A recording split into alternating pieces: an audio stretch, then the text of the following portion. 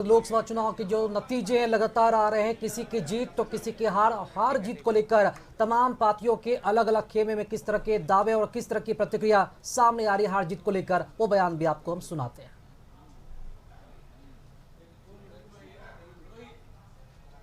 को कोटिशाह धन्यवाद। जो रिजल्ट आया वो अपेक्षा के विपरीत आया है, फिर भी सिरोधार है जनता का आशीर्वाद।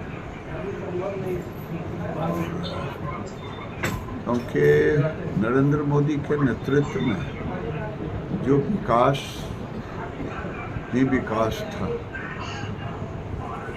विकास को उस ऊंचाई पर ले जाने का काम किया। केवल चंद्रयान को चंद्रमा पर नहीं बल्कि डिफेंस में भी हम एक्सपोर्ट करते हैं। वही नहीं, एक्सपोर्ट में भी जो 19 लाख करोड़ था वो हम लगभग 72 लाख करोड़ थे। तो हमने एक्सपोर्ट को भी बढ़ाया, फॉरेन एक्सचेंज को बढ़ाया, एक विकास का माहौल बनाया और दुनिया में भारत को 5वें स्थान पर ले जाने का काम किया।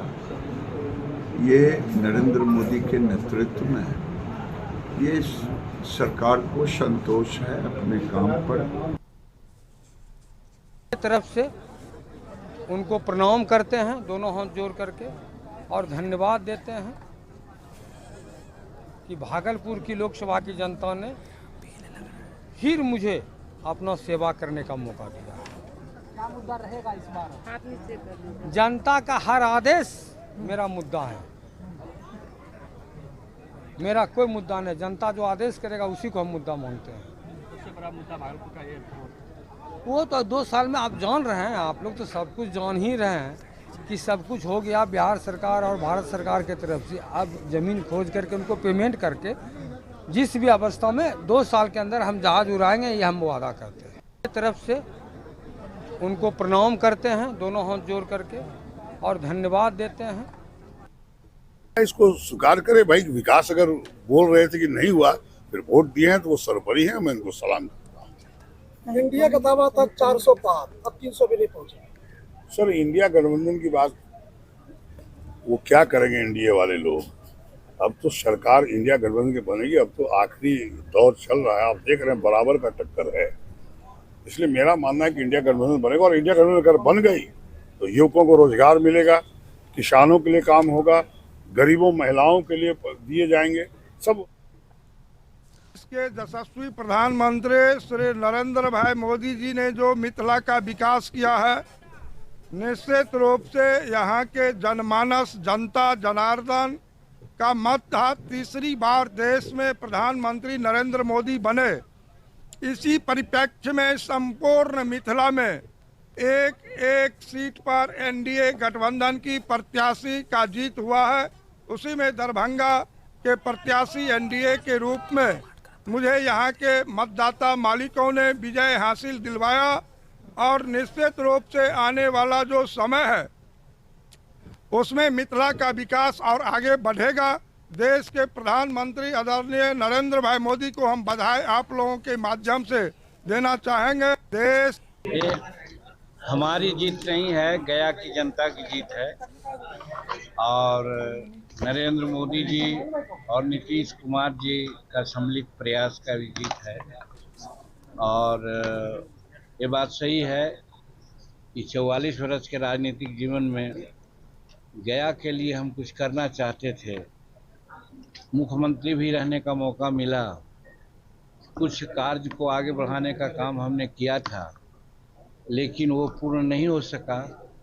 तो मेरे मन में एक कसक थी कि काश कुछ मौका मिले तो हम गया के लिए कुछ कर सकें। तो आपने देखा होगा कि 16 अप्रैल को जब प्रधानमंत्री जी यहाँ आम चुनाव सभा में आए थे तो उस समय गया के बारे में क्या हमने सोचा है, एक झलक हमने दिखलाई थी। ये हमारी जीत नहीं है, गया की ज़्यादा मत यहाँ के स्थानीय सभी लोगों ने आशीर्वाद देकर दिया है। मैं हृदय से खगड़िया लोकसभा के सभी जनता को, नौजवान साथियों को, माताओं को, अभिभावकों को हृदय से धन्यवाद देता हूं। और पूरे लगभग 40 दिनों तक वो मेरे साथ कंधे से कंधे मिलाकर चले। और ये जीत ना केवल एनडीए के प्रत्याशी के रूप में जीत है, मुझे लगता है ये जीत एक वो सोच की जीत है जो हमारे यशस्वी प्रधानमंत्री विगत 10 सालों से जन जन के बीच जिस मजबूती के साथ, विश्वास के साथ अपने कामों के दम पर रखने का काम किया है, उसी विश्वास की ये जीत है। जीतने के पहले जो थी वही जीतने के बाद भी है। प्रायोरिटी में कोई बदलाव नहीं है। हम लोगों ने जो कमिटमेंट चुनाव लड़ने के दौरान किया था, जिस पर लोगों ने विश्वास दिखाकर इतना भारी मत दिया है, ज़्यादा मत यहाँ के स्थानीय सभी लोगों ने आशीर्वाद देकर दिया है। मैं हृदय से किया है उसका ये परिणाम है। आप कहेंगे कि हम तो हमेशा मेहनत करते हैं, लेकिन इस बार तो आपने मेहनत किया है और पहले जो मेहनत करते थे उसमें अंतर है।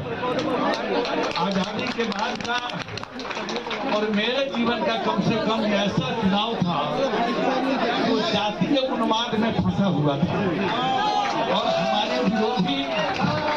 हमारे विरोधी जातीय उन्माद को फैलाना चाहते थे।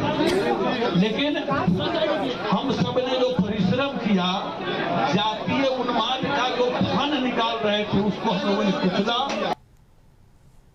हम लोगों ने मेहनत किया है। हम लोगों का सबिया एयरपोर्ट को चूँकि आप सभी जानते हैं उसका सीमांकन हो गया, क्लियरिंग हो रही है, बाउंड्री का भी फंड आ गया, बाउंड्री होगी और उसमें केवल नागर विमानन मंत्रालय टेंडर निकालेगा, एयरलाइंस टेंडर डालेगी, उस काम को फिर वो काम शुरू हो जाएगा। उसको कोशिश करना है कि जितना जल्दी से जल्दी हो वो काम पूरा हो। दूसरी हमारी सबसे बड़ी प्रमुखता है क्योंकि गोपालगंज हमारा बाढ़ग्रस्त एरिया है, बाढ़ से बहुत क्षति होती है, जान माल की भी क्षति होती है, हमारे किसान भाइयों की क्षति होती है, हमारे परिवारजनों की क्षति होती है और सरकार की भी क्षति होती है। उसको रोकने के लिए और बाढ़ की अस्थायी निदान निकालने के लिए मैं सरकार से पिछली बार भी वहाँ संसद में उठाया था और मांग की थी कि हम लोगों के गंडक किनारे जो बाढ़ है उसको फोल्डर और पिचिंग कर दी जाए ताकि उसका अस्थायी निदान हो और इतने सरकार की भी बचत हो और हमारे किसान भाइयों का और हम लोगों का जो क्षति होती है उससे बचाव। हम लोगों का सबिया एयरपोर्ट को चूँकि आप सभी जानते हैं उसका सीमांकन हो गया, क्लियरिंग हो रही है, बाउंड्री का भी फंड आ गया, बाउंड्री होगी और उसमें केवल नागर विमानन मंत्रालय टेंडर निकालेगा, एयरलाइंस टेंडर डालेगी, उस काम को फिर वो